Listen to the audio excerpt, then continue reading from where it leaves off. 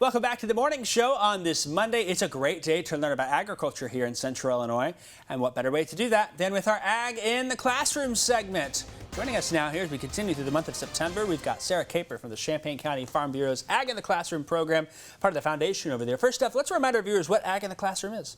It is a program where we have sometimes certified teachers, sometimes volunteers go into classrooms in the counties all over the state and teach kids about where their food comes from. And you're focused in Champaign County, but we've got coordinators. There's at least one in every county here across Illinois. We featured many of them in August. We did, the end of the month there, and we'll connect with your local coordinator as well here. We're lucky to have you here this month. First off, let's talk about our lesson here as we continue along. So I thought this lesson was so much fun because it really sealed my thoughts about how honey was made. Really? You'll understand what I'm saying in just a minute, because sometimes for kids things are very hard to understand, right? And so as a teacher, I like to make things very simple. So if you're saying, whoa, that's way oversimplification of the process of making honey, it is. But we're just going to have fun today. Yeah, and the kids, you know, when they're 4, 5, 6, this is good for them to start to understand those concepts. Exactly, and even Jacob Dickey might learn something. I might be like, wow, I might have my aha moment today, right? So, okay, 3 types of bees. We have the queen. Yep. Her job is to lay eggs, right? The drone mates with the queen so they can have we have lots of bees. And then we have the workers. Yes. And the workers do lots of jobs. So they actually are partsed out to do what you have one that does one group that does a foraging, and those are the ones that go to the flowers. We'll talk about that. You have some that take care of the babies. You have some that make wax. I didn't realize that. I didn't know if you knew that already. I actually didn't think about that, but that makes sense. Yeah, they have special jobs. So this is a forager. We're going to call it a forager. Okay. And a forager's job, I'll let you do this, is to visit what? The flowers. The flowers. And it is doing what when it visits the flowers? It is, I want to say feeding, but it's really just collecting pollen. It is collecting pollen by accident, really, the pollen sticking on their legs, but what are they really there for?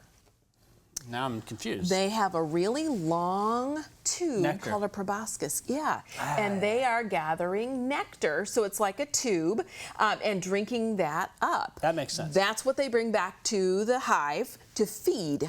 Right? Yep. See, I am learning something today. How about that? So you're learning something today. So this proboscis unrolls, they drink the nectar, it goes into a part of their honey pot stomach or honey stomach, and once that stomach is full, they fly back to the hive.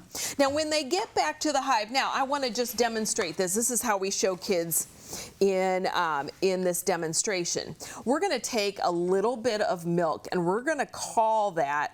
So in a classroom, you could have the kids buzzing from flower to flower, and an adult there to just put a little bit of milk in their cup. Dropper. Yeah, and that would be the nectar that they're getting. They go back to the hive where you have other bees, the other worker bees, who do the next step in the process. There's another bee that actually, the other bee has enzymes in its stomach. Oh, now, interesting. It's got to take the nectar and mix it with the enzymes. And how does that happen? This guy empties his stomach. I should say girl, because workers are females. She empties her stomach by regurgitating all of that nectar into the other bee's body, and it mixes with an enzyme in that bee's body. Now, you will take 2 teaspoons of vanilla pudding. And I want you just to stir it for about a minute. The idea behind this is the nectar gets mixed with the enzymes. Now, you and I know what happens when milk and instant pudding come together, but at first, it's just liquidy.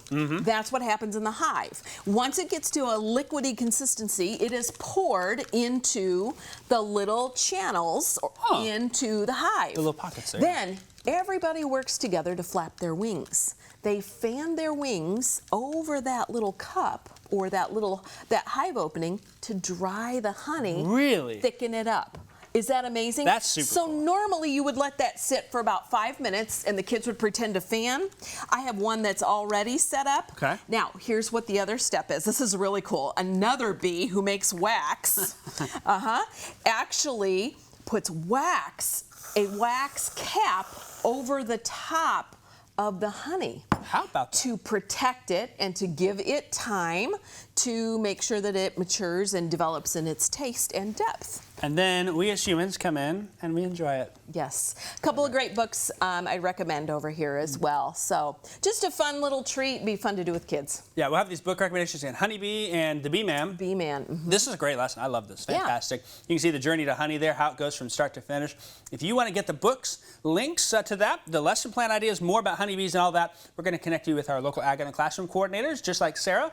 Go on our website, WCIA.com.